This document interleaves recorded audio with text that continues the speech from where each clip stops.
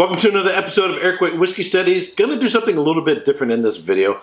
If you've been following me along, I've been studying for the Council of Whiskey Masters, studying for the Master of Scotch exam, which I hope to take in 2024. So in that study, I've been focusing on 24 particular distilleries that I could be blind tasted on, and they cover all the various regions of Scotland. But there's an additional list of distilleries that are potentially on an exam, perhaps in a blind tasting, leading up to about 55 distilleries out of, say, 141 distilleries in Scotland.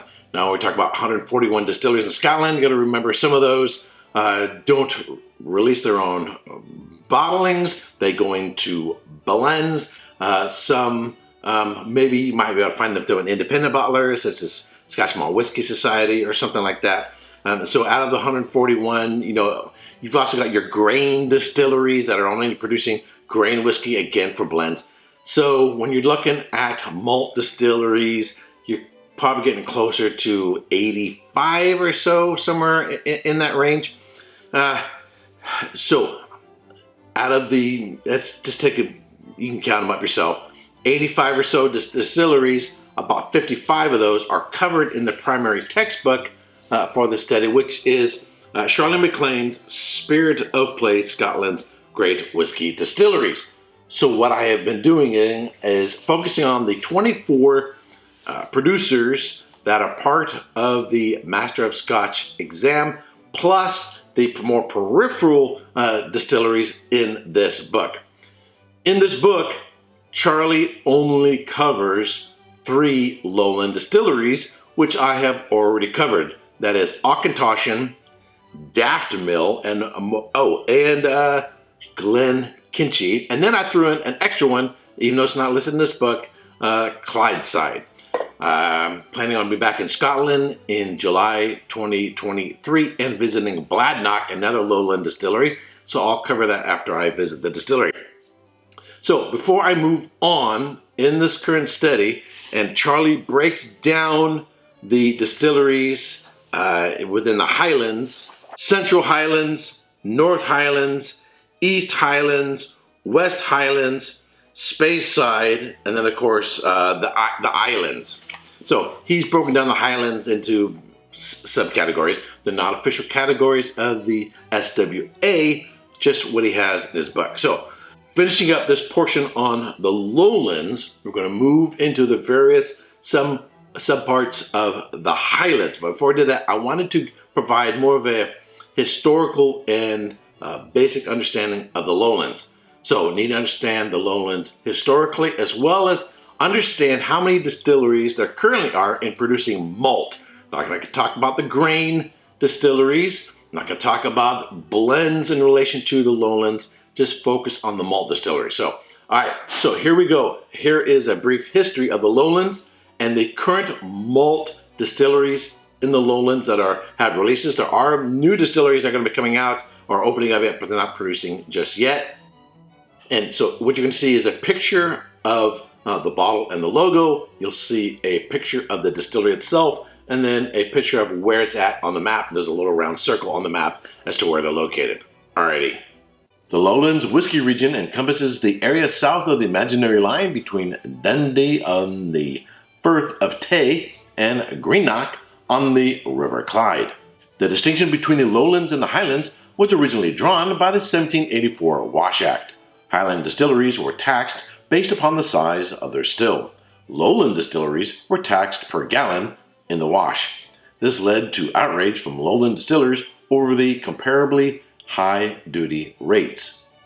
Today, the term Lowland is a protected locality for the Scotch whisky distilling under UK government legislation. The modern Lowland Highland line is drawn by the Scotch Whisky Regulations 2009, described as follows. The line begins at the North Channel and runs along the southern foreshore of the Firth of Clyde to Greenock.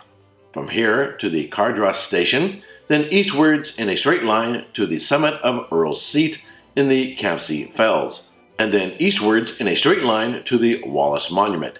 and from there eastwards along the line of the B998 and A91 roads until A91 meets the M90 road at Millenthorpe, and then along the M90 northwards until the Bridge of Arun, and then along the River Arun until its confluence with the River Tay, and then along the southern foreshore of that river and the Firth of Tay until it comes to the North Sea. Traditionally, the Lowland spirit was triple distilled, producing a single malt distinctly different from the other regions, but today in the Lowlands only Auchentoshan continues to triple distill. Lowland whiskies were renowned for their light, clean, delicate, and highly approachable style. The Lowlands was once a thriving region and an undisputed powerhouse of single malt distillation, boasting no fewer than 31 distilleries in 1797. Collectively, these distilleries produced a staggering 82% of the legal whiskey in Scotland. Almost 2 centuries later, between the 1970s and early 1990s, pressures across the industry led to the closure and demolition of many Lowland distilleries, including Interleven, Glenclaith, Little Mill, Rosebank, and St. Magdalen distilleries. According to the 2022 Scotch Whisky Association map, the Lowlands is home to 19 active malt distilleries, including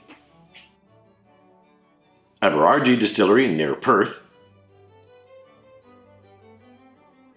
Ailsa Bay Distillery on the Clyde coast, Annandale Distillery in Annan, Auchentoshan Distillery near Clydebank, Bladnoch Distillery in Galloway,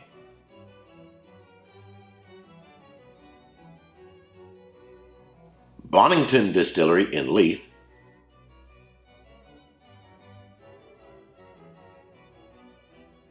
Borders Distillery in the town of Hawick, Clydeside Distillery near the River Clyde,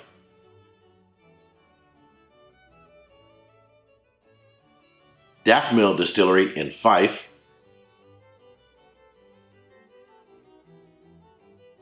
Edenmill Distillery in Guardbridge, 3 miles north of St. Andrews,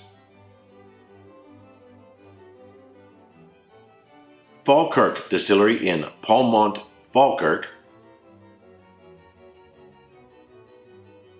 Glasgow Distillery in Glasgow,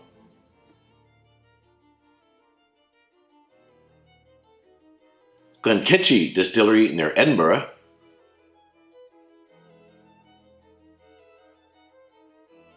Holyrood Distillery in the heart of Edinburgh,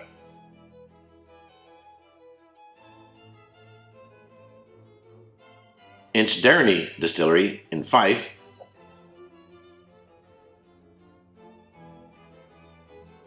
Jackton Distillery in Jackton,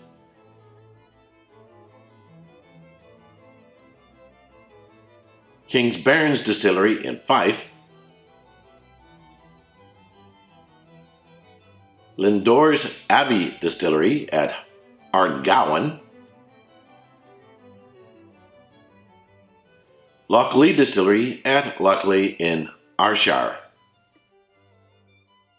So, whiskey aficionados don't spend a whole lot of time raving about the Lowlands. Generally speaking, I think we tend to either look to Islay, particularly for the peated whiskeys that we love, or we go into the Highlands and Speyside, but more see it in the Hebrides, some of these outlying parts of the Highlands as well. However, I think the Lowlands, while it was an important producing region in the past in terms of bulk quantity, a lot of that was considered rascally spirit, not good for anything but other than further rectifying and making gin, and a lot of it went south into England for that very purpose, to produce gin. But I think if these bottles here are any indicator of the future of the Lowlands, I think it's got a lot of promise, particularly Clydeside that I really like particularly for a real young whiskey, out what the quality of this whiskey was. So I think the Lowlands, if they focus on quality over quantity, I think it has a bright future, and I think it's really going to make a name for itself. Again, as not one of mass production, but one of quality. I think the Lowlands and some of these newer distilleries are really going to be something to look out for. Alrighty, if you've had an experience with any other Lowland distillery, other than these here that I've already mentioned, let me know what you think of them down below, particularly if you've been able to visit the distillery, because I'd like to hear about them. I'm planning, hopefully in the future, both 23 and 24, in my return to Scotland, visit more and more of the distilleries in the Lowlands. All right, if you've not yet subscribed, but you like watching my videos, I ask you to subscribe and link the bell below to be notified when I go live or post a new video. Until next time, Slanjibat. Hey, don't forget to subscribe and check out these other whiskey videos.